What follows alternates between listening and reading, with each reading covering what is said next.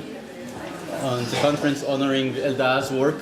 My name is Gonen Dori-Hacohen, and I'm from the University of Massachusetts Amherst.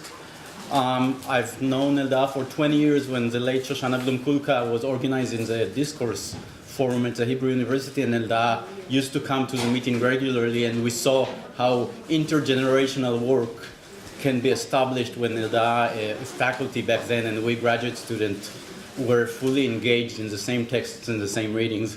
And from then I've known her, and recently we actually worked together on a nice piece, I think. So thank you, Elda, for the generosity on presenting a model for us graduate students.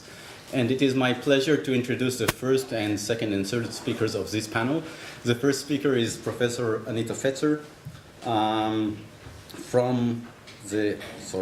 a professor of applied linguistics at the University of Augsburg, Germany. Probably not the way you pronounce it. Her research interest is focused on pragmatics, discourse analysis, and functional grammar. She has had a series of articles published on context, political discourse, discourse relation, and the communicative act of rejection. Her recent publication include, among other, I assume we didn't update it for 2017, so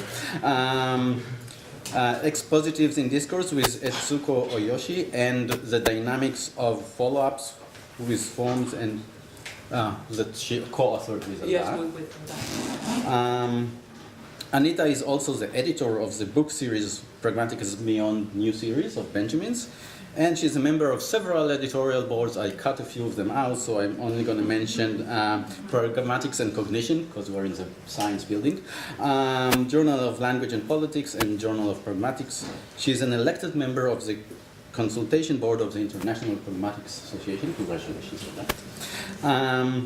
She will talk today about, and I will use this to switch, about the question people are asking: is this a strategic use of moments of ordinariness in political discourse? Professor Fetzer.